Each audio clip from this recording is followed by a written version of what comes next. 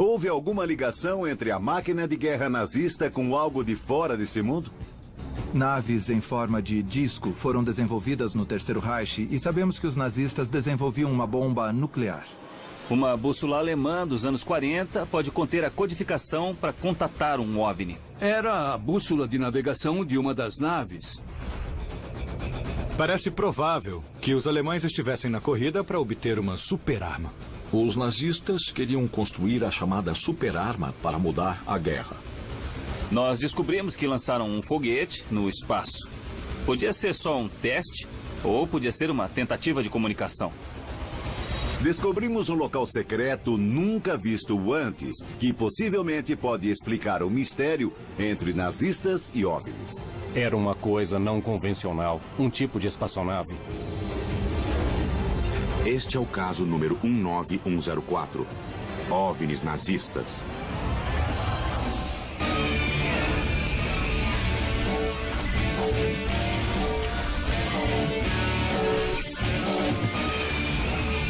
Caçadores de OVNIs.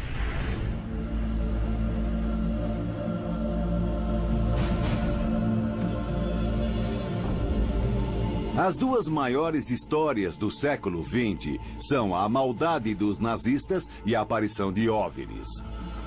Cada uma delas mudou o mundo a seu modo. Eu acho que não pode ser só uma coincidência que logo depois da queda do regime nazista altamente tecnológico, os Estados Unidos experimentassem uma das maiores ondas de OVNIs, né? Deve haver uma ligação nisso tudo. Eu sei que eles tinham tecnologias avançadas. Estavam 25 anos à frente do resto do mundo, mas em tecnologia convencional, não em tecnologia de OVNIs. O fato é que todos os cientistas foram diretamente para o Novo México, onde lançaram foguetes e se tornaram a base da NASA. E um dos cientistas-chave, Hermann Oberth, disse: fomos ajudados por pessoas de outros mundos. Quem fomos? Para mim, os nazistas. Estamos em Albuquerque, Novo México, e vamos nos encontrar com Bill Line, veterano da Força Aérea que possui uma misteriosa bússola alemã.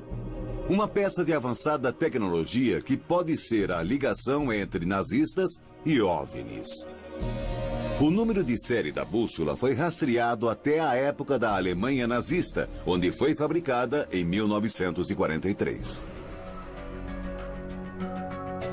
Esta bússola, tecnicamente, se chama bússola repetidora de direção e trabalha em incrementos de 30 graus, não como a de aviões normais. Ela é parte de uma bússola mestre giroscópica. Se apontar isso na direção da estrela norte, não importa onde você voe na Terra, a bússola mestre vai manter o rumo. A bússola do Bill depende de uma bússola mestre. O sistema funciona assim. A bússola mestre aponta para a estrela do norte. Cada vez que a nave mudar de rumo, ativa-se um motor na bússola mestre, que envia um sinal elétrico para a bússola repetidora. O sinal muda o rumo da bússola repetidora para mostrar ao piloto a exata localização da aeronave. Parece complicado, mas é necessário quando um avião não puder se orientar pelo campo magnético da Terra. Onde é que você achou isso aí, Bill? Em um depósito de salvados aqui mesmo. Era um salvado confidencial. Depois da Segunda Guerra, laboratórios militares e campos de testes do Novo México geraram salvados normais, sucata que podia ser vendida. E também salvados confidenciais que tinham de ser destruídos pelos próprios militares. O Bill diz que a bússola não foi destruída por algum motivo e acabou em um lote de sucata depósito graças a um empregado. O trabalho do empregado era entregar a sucata a quem a comprasse. Mas, apesar de vigiado, ele pegava uma parte e fazia negócios paralelos. Para mim, há dois aspectos fortes nessa história. Primeiro, temos um aparelho sucateado, mas confidencial, que nunca deveria ter ido parar em um lote de sucata. E segundo, acabou nas mãos de um veterano da Força Aérea que diz que sabe como o aparelho era usado. Reconheci o aparelho porque quando eu era criança vi OVNIs virem do Novo México e passarem pelo oeste do Texas. E eles viravam em incrementos de 30 graus. A nave que vi em 1953 era como dois woks juntos. E tinha algo como 15 metros de diâmetro, de metal muito brilhante. E do topo da nave saíam descargas elétricas que produziam cores fantásticas. A nave deixava um rastro de íons que piscava e brilhava, mas que diminuía quando a nave se afastava. E a nave sumiu no infinito em 3 segundos.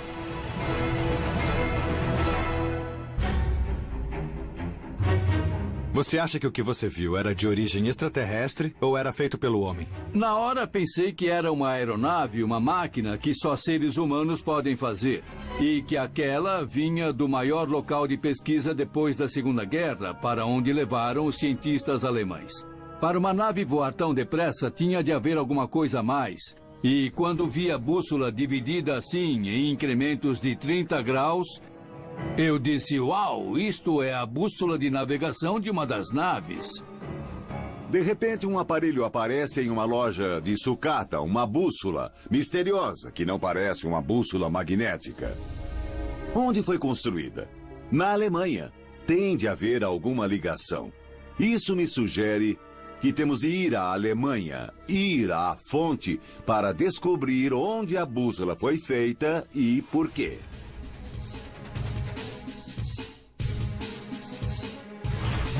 Albuquerque, Novo México. Tegel, Berlim. Se você assistiu Os Caçadores da Arca Perdida, sabe que os nazistas alemães percorriam o mundo através de artefatos e relíquias de que pudessem usar a força espiritual. Temos registros, não há dúvida de que fizeram isso. E havia uma organização nascida no começo do século XX pela qual os alemães eram fascinados. Vril, a Sociedade Vril. Uma espécie de organização mística que dizia ter captado que a origem da raça ariana não tinha base em nenhum lugar aqui na Terra, mas em extraterrestres.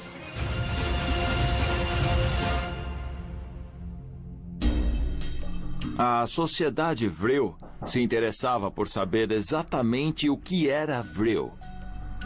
Vril é uma noção de superforça que vai além da força atômica. Algo que tem a capacidade de fazer várias coisas fantásticas, inclusive as atribuídas aos OVNIs. No fim da Primeira Guerra, a Alemanha estava vergonhosamente derrotada e os militares alemães precisavam descobrir qualquer fonte de força. Os médiuns da sociedade diziam que a força Vril podia até ser usada para a propulsão de aeronaves. E os médiuns faziam exatamente o quê? Tudo bem. Geralmente, a mediunidade é entendida em termos de comunicação com os mortos. Mas esse grupo de médiuns canalizava material relacionado que tinha se originado da ciência desses seres e que, se adaptássemos à ciência deles, poderíamos aprender muito sobre uma tecnologia superior à nossa. Como os nazistas queriam mais poder, logo compraram a ideia. E quanto mais desesperadora a guerra se tornou, mais queriam fazer aviões em sintonia com os médiuns que transmitiam esse material. Parece que aprenderam o formato das naves, que tinha forma de pires ou de charuto, como os OVNIs vistos hoje, mas nunca captaram a ideia de potência necessária para elas. Porque, aparentemente, embora usassem o nome Sociedade Vril, eles nunca entenderam o que Vril era de fato. Vril é uma força vital, a força de guerra nas estrelas, a força que faz tudo funcionar. A Sociedade Vril pode ter recebido o conhecimento que pôs a Alemanha tecnologicamente 25 anos à frente dos outros? Ah, mas é claro que pode. É quase certo que a sociedade contribuiu muito para isso. Alan Greenfield está nos dizendo uma coisa estranha. Que alemães canalizaram conhecimento extraterrestre do planeta Aldebaran. Mas o interessante é que isso bate com o que Hermann Oberth disse. Fomos ajudados por pessoas de outros mundos. E também sabemos que os nazistas eram absolutamente obcecados por avançar sua ciência por qualquer meio possível. Tegel, Berlim. Parlamento alemão.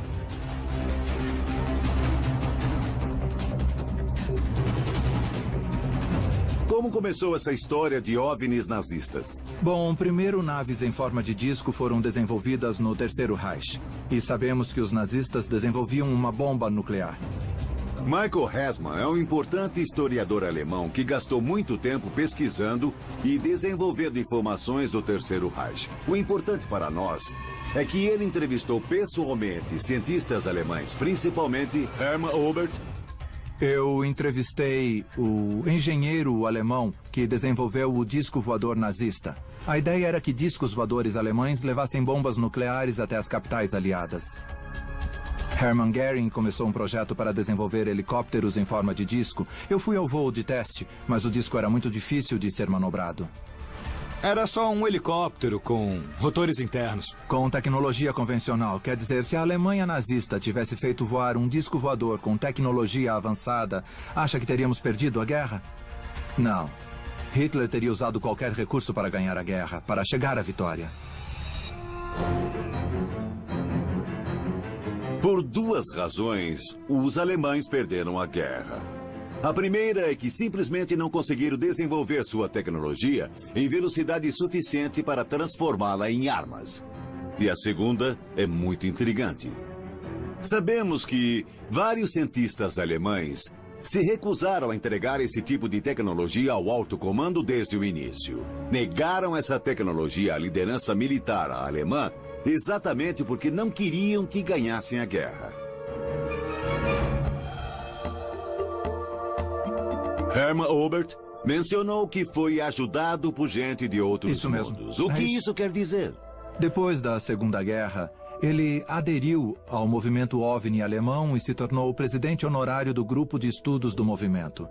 E esse grupo envolvia gente iniciada e médiums. Ele trabalhou pessoalmente como médium, além de receber informações captadas por outros. Então ele teve sucesso? Sim, muitas.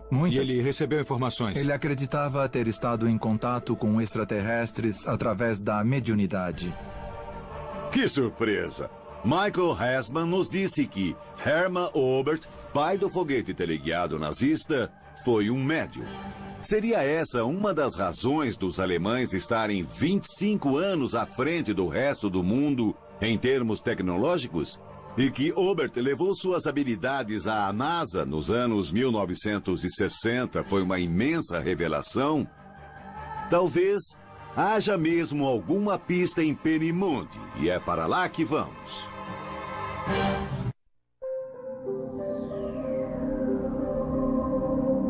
Para entendermos por que uma bússola da era nazista, possivelmente uma peça de OVNI, foi parar em um lote de sucata no Novo México, viemos até a Alemanha atrás de pistas. Ouvimos várias teorias sobre como os alemães deram um enorme passo à frente em termos de ciência e tecnologia, e no momento estamos indo ao local exato onde Hermann Oberth e seu protegido, Wernher von Braun, desenvolveram essa tecnologia. O Centro de Pesquisa Militar de Peenemünde, junto ao Mar Báltico. Qual é o significado de Peenemünde para o esforço de guerra? Peenemünde foi o primeiro grande centro de pesquisa do mundo. Compara-se ao Vale do Silício, por exemplo. Christian Mühledorf-Vogt é diretor do Centro de Informações Históricas e Técnicas de Peenemünde e estudou tudo o que os cientistas nazistas fizeram aqui. Este centro de pesquisas foi necessário para construírem o primeiro foguete lançado ao espaço. Foi uma inovação porque até então ninguém tinha sido capaz de produzir uma propulsão de 24 toneladas. Russos e americanos na época só conseguiam produzir 1,5 toneladas. Os motores do foguete ativam um combustível que é expelido em uma direção, e a força da expulsão se aplica ao motor em sentido contrário. Christian diz que na época todas as superpotências trabalhavam em tecnologia de foguetes, e os alemães acharam um meio de conseguir um impulso 16 vezes superior ao dos adversários. Isso além da tecnologia alemã de computadores, circuitos fechados de TV e motores a jato. É certo que estavam muito à frente dos adversários.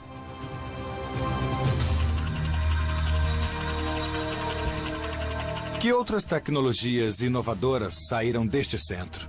Houve os primeiros computadores. A técnica de televisão também estava em curso. Por que a Alemanha estava tão à frente dos Estados Unidos, da Rússia ou de qualquer outro país? Porque este centro de pesquisas queria controlar o mundo por meios militares. Está dizendo que se uma ditadura concentrar esforços em um grupo, esse grupo tende a evoluir mais depressa. Mas se este lugar era tão secreto, como é que os aliados acabaram descobrindo? Em junho de 1942, aviões ingleses conseguiram fotografar Peenemünde. E em 1943, houve o primeiro ataque com mais de 600 aviões da Real Força Aérea que destruiu 70% daqui. O trabalho parou com o bombardeio? A grande produção de bombas V1 e V2 foi levada a Mittelbau-Dora, o campo de concentração que havia nas montanhas Harz. Depois que bombardearam Peenemünde, os alemães foram para baixo da terra, o que aumentou o caráter secreto e talvez o desenvolvimento de tecnologia não convencional. O responsável pelas fábricas subterrâneas era Hans Kammler, um general da SS, que achou soluções para os piores projetos nazistas. Em 1943, a guerra estava perdida para os alemães e eles queriam construir a chamada Wunderwaffe, uma super-arma ou arma miraculosa para mudar a guerra. Os nazistas esperaram mudar para vencer. Enquanto a Alemanha perdia a guerra, um grupo de cientistas daqui depositou todas as esperanças em uma única arma que chamaram Wunderwaffe. Que arma era essa? Um avião a jato? Um míssil teleguiado? Um disco voador ou outra coisa? Seria algo muito poderoso. Uma arma tão definitiva que um só disparo inverteria as posições da guerra. E é exatamente isso que nós vamos investigar.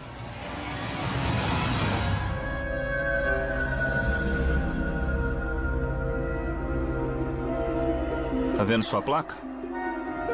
Olha lá. Munition belastetes Gebiet, betreten verboten. O que quer dizer? Quer dizer munição não explodida, perigo de vida e entrada proibida. O lugar foi muito bombardeado. Ainda deve haver bombas britânicas que podem explodir após tantos anos.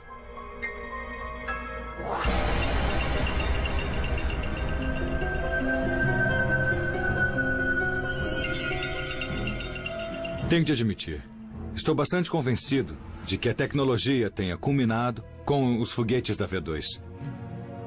Não há menção de OVNIs, nem de extraterrestres, é simples assim. Eu acho que só porque os cientistas não sabiam da super-arma não quer dizer que ela realmente não existisse. As coisas estavam caóticas no fim da guerra, não é? Acho que os alemães viram algo ou tiveram contato com algo, talvez uma raça alienígena, e foi isso que incrementou a tecnologia que havia aqui. Em outubro de 1942, os alemães lançaram a primeira V2 desde Peenemünde. Foi a primeira vez que alguém lançou algo para o espaço. Isso traz a questão: a bomba V2 era só uma arma?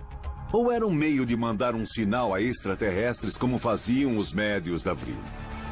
Não acho que a super-arma fosse convencional. Acho que pode ter sido um misterioso projeto alemão chamado de Glock, o sino.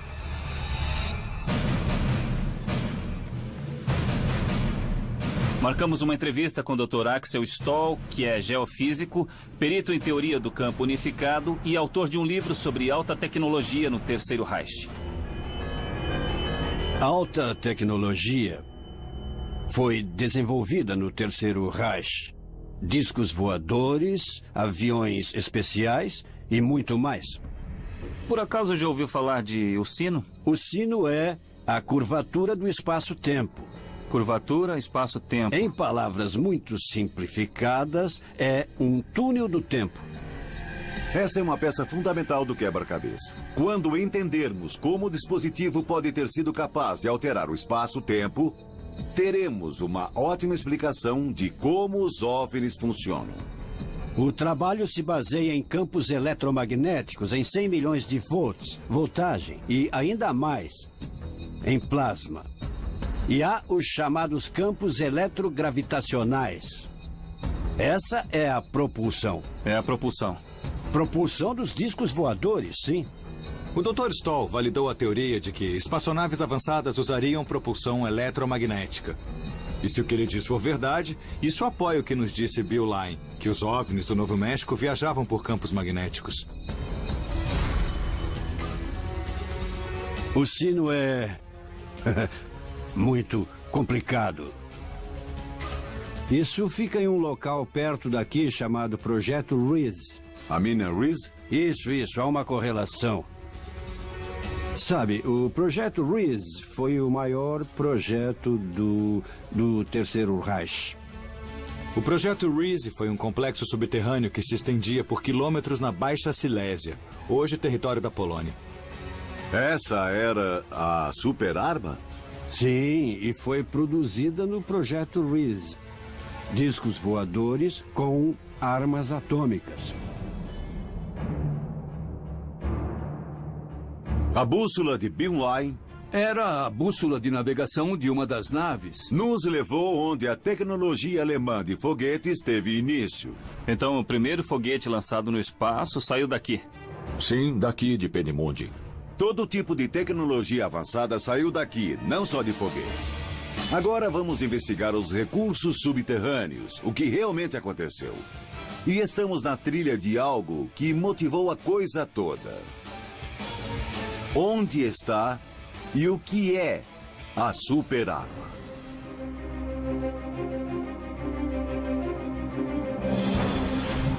Estamos nas Montanhas Zou, na Polônia. Local do misterioso Project Riz. Traduzido para o português, isso significa Projeto Gigante. E é um dos maiores mistérios do Terceiro Reich.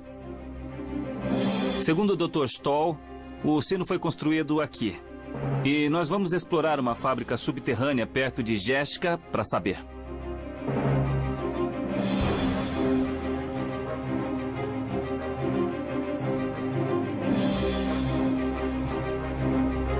Como vai?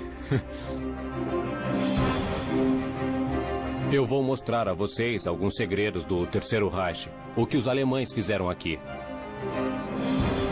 Igor Witkowski é historiador militar e da aeronáutica e foi o primeiro a descobrir evidências de que o sino foi construído e testado aqui.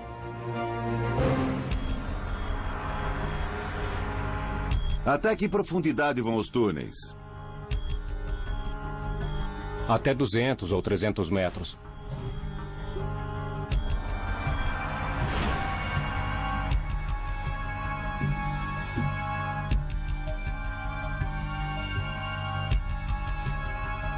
Quantas fábricas subterrâneas há em Riz?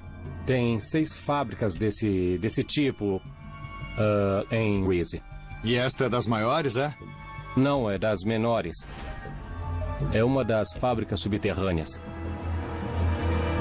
Elas se comunicavam entre si e no final formavam uma grande rede de túneis. Tudo de concreto?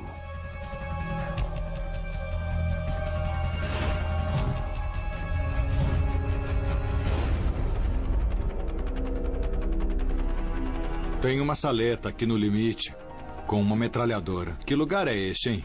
Este aqui é um ponto de sentinela que guarda uma das entradas do complexo de Riz. O fato de haver uma metralhadora plantada aqui sugere que alguma coisa secreta estava em andamento.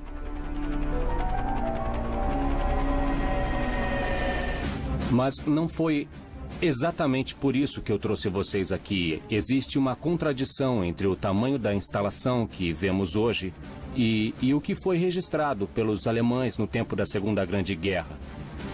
Esta instalação deveria ser muito maior. Então você acha que há mais coisas do que as pessoas sabem neste lugar?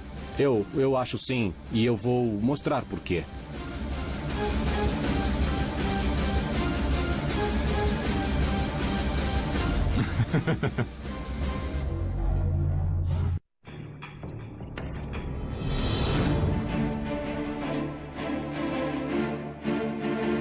Nós.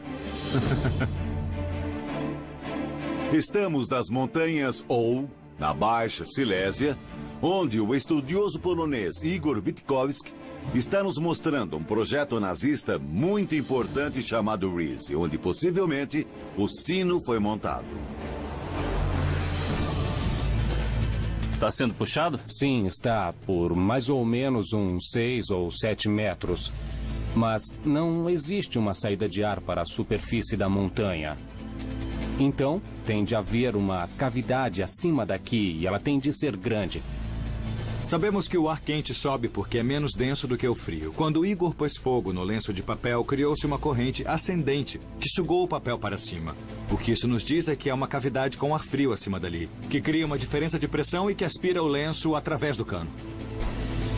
E é possível ir até o outro nível? Todas as entradas foram explodidas e não existe nenhum outro acesso à cavidade. Isso é crucial. Agora sabemos que o tamanho da caverna dentro da montanha era grande o suficiente para conter uma arma que era a chave, possivelmente, para o desenvolvimento da superarma. O que tem acima de nós? O que nós não podemos ver é a parte central do Reese, onde, na minha opinião, supostamente a produção de uma superarma já estava em curso antes do fim da guerra. Igor, você faz ideia de que tipo de nave eles estavam construindo aqui? Eu faço sim, mas eu tenho de levar vocês a outro lugar para mostrar.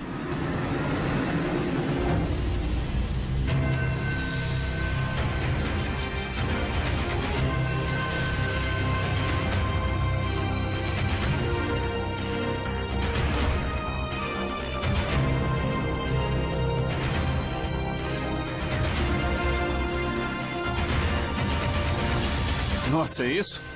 É. Incrível! Veja o tamanho, Kevin. É muito grande.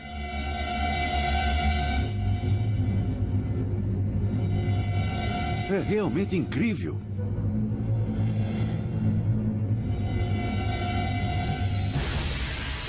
A construção tem mais de 30 metros de diâmetro e é uma estrutura muito forte. Ela não se parece com uma caixa d'água ou com uma torre de resfriamento de água, por exemplo, porque está revestida e pintada de verde para se camuflar. Outro fato estranho é que ela tem um reforço anormalmente grande, como se houvessem forças imensas atuando nela. Faz pensar que algum tipo de dispositivo importante foi testado ali, usando a estrutura como referência. Pode ter sido usada para testar o sino de Glock.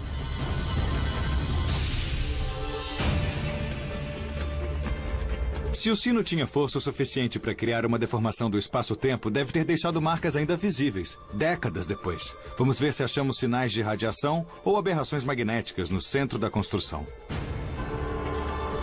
Aqui parece um bom lugar. Bati em alguma coisa dura. É um tijolo. Não achamos evidências no centro da construção. E agora vamos olhar no perímetro. Se o sino realmente tivesse existido, se tivesse criado um alto nível de radiação, ele se espalharia do centro até as colunas. E talvez captássemos algo. Mas já faz muito tempo e não me surpreende que não captemos nada diferente. O sino utilizava algum tipo de partícula elementar, relativa à gravidade, mas também à física quântica. Quem relaciona gravidade com mecânica quântica está falando para mim de viagem no tempo. Isso mesmo, era um dos aspectos do dispositivo. Igor Vitkovsky está nos explicando teorias de viagem no tempo, que é o tipo da coisa que sempre foi associada à existência de OVNIs. Ele está nos mostrando as instalações e nos explica como o sino poderia romper o espaço-tempo local.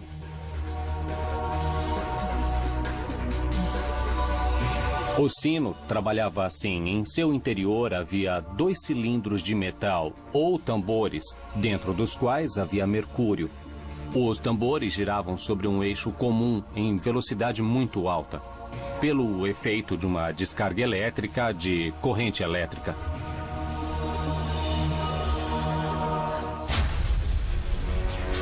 Qual a importância disso para o alto comando alemão? Algum tempo atrás, eu consegui localizar um documento nos arquivos nos Estados Unidos. Nesse documento se afirma que esse foi o projeto de pesquisa mais importante do Terceiro Reich.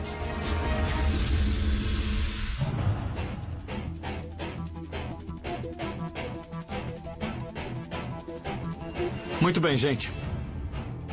Sigam-me. Estamos na Polônia procurando uma ligação entre OVNIs e nazistas. E achamos uma estranha estrutura que pode ter servido como base de testes de OVNIs. Mas achei que havia uma explicação mais plausível e achei evidências para provar. Pra que trouxe a gente aqui? Venham. Que ótimo. Olha só, aqui é um bom ponto. Olhem atrás de mim. Bem ali. Observem. É a estrutura. Estão vendo? Ela é simplesmente um suporte de concreto para uma caixa d'água.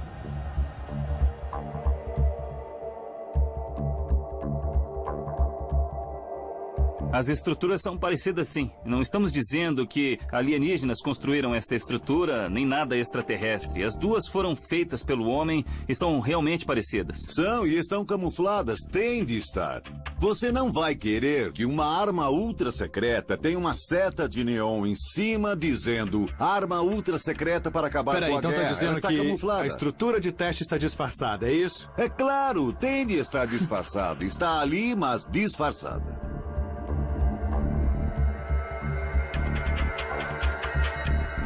Perto da primeira estrutura tinha uma fábrica e tinha uma estação de força. Precisavam de uma torre para resfriar a água. E a estrutura era para isso, para apoiar a torre, exatamente como essa aqui. Ouçam, a teoria diz que a resposta mais simples é sempre a melhor. Então vamos aplicar isso aqui, tá legal? A resposta simples é que nós tínhamos uma fábrica que precisava de uma torre para resfriamento de água e a estrutura era simplesmente a base dessa torre.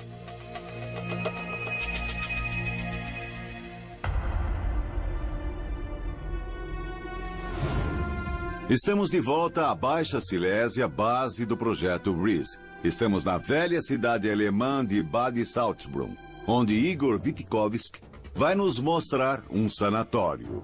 O que encontramos aqui poderá ligar os segredos do sino a outras partes do complexo do projeto RIS.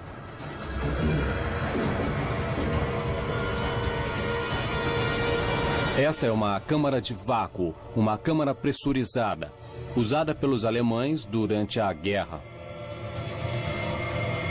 O cientista alemão professor Hubertus Strughold comandava este lugar e ele foi um pioneiro da pesquisa médica espacial. Por que havia um centro de pesquisa médica espacial aqui por volta de 1940? Nós sabemos que ele fazia experimentos aqui com algum tipo de simulador de espaçonave. E sabemos, por testemunho de prisioneiros do campo de concentração, que Strughold fazia experiências com seres humanos. Ele simulava altitudes de até 40 mil metros para averiguar até que altitude o corpo humano aguentava. 40 mil metros são uma enormidade. E se Igor diz a verdade, as altitudes causavam danos permanentes. Quando não, morte imediata. Relacionados com OVNIs ou não, se usaram seres humanos para esses experimentos, os nazistas mostraram mais uma vez sua brutalidade. Obviamente, essa é uma câmara pressurizada, mas o prédio todo era um sanatório. E no fim dos anos 40, problemas respiratórios eram bem comuns. Será que esta sala não poderia ser só um local para tratamento, só isso? Pode ter havido uma sala assim, mas o professor Strughold disse em entrevista que ele fazia diversos experimentos relacionados à pesquisa espacial nesta parte da cidade. Só este lugar corresponde às descrições dele. Peraí, deixa eu ver se eu entendi. Estamos dizendo que esta sala fazia parte de um programa de treinamento ou um programa de testes para mandar pessoas em algum tipo de nave para o espaço? O próprio professor Strughold disse em entrevista depois da guerra que ele testou aqui, nos subterrâneos, um tipo de espaçonave que era controlada por homens que estavam dentro dela. E que foi um experimento estranho, não convencional. e um experimento destinado a contribuir para a vitória do Terceiro Reich. Ele se referia à super-arma? Sim, a arma miraculosa, ou super-arma. Procurando a origem da bússola de Bill Line, seguimos pistas em Berlim, Peenemünde e na Baixa Silésia. Eis o que sabemos. Primeiro, os nazistas podem ter se beneficiado de uma extraordinária tecnologia não convencional. E segundo, a descrição do sino de Glock bate com a da super-arma que os nazistas estavam desenvolvendo. Este caso é igual aos outros que já investigamos. Olha só, há uma testemunha e nós não podemos confirmar o testemunho, temos informações e não achamos evidências, tem sempre uma porta fechada, uma instalação subterrânea que nós não temos acesso. Mas é claro, já que tudo é ultra-secreto, todos os nomes que a gente investigou, Debas Obert, também Von Braun, todos foram trabalhar para a NASA nos Estados Unidos. Pat disse algo certo. Afinal, o que os alemães fizeram foi entregar seus segredos que foram parar nos Estados Unidos. É um fato amplamente registrado. No fim da guerra, centenas de geniais cientistas nazistas acabaram indo para os Estados Unidos. Para seguirmos a trilha dos OVNIs nazistas, temos de seguir a trilha dos cientistas nazistas.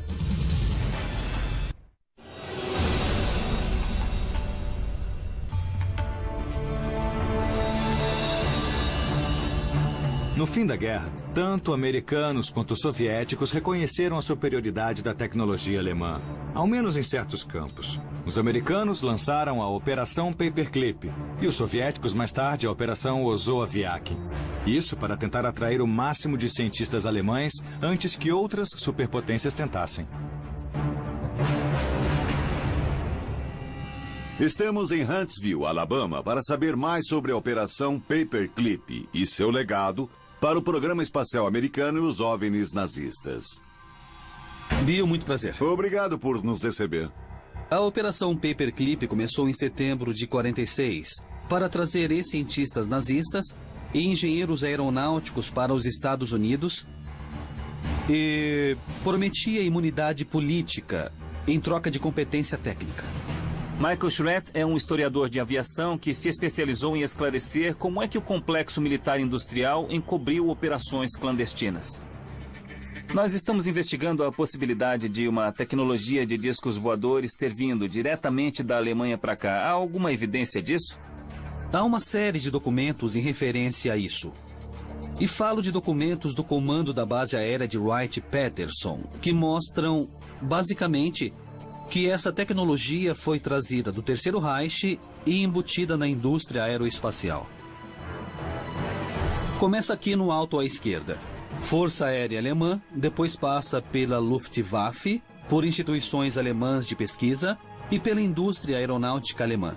Depois, segue para a divisão de documentos da aeronáutica, ou T2, na base aérea de Wright-Patterson. E depois é filtrada para a Força Aérea, a Marinha, Exército Americano, a indústria americana e as universidades. T2 era a divisão de inteligência técnica militar dos Estados Unidos. Com base em Wright Field, Ohio, a divisão analisou todos os documentos da Operação Paperclip e também investigou relatórios sobre OVNIs. Temos evidências muito fortes de que alguns projetos britânicos e canadenses foram, de fato, obtidos a partir de originais alemães. Trabalharam em um programa chamado VTOL, um giroplano supersônico que usava motores de empuxo radiais. O Projeto Y. O objetivo era criar um veículo de decolagem e pouso verticais. Ficou conhecido como Avrocar, e há filmes que mostram como era difícil controlar um disco voador.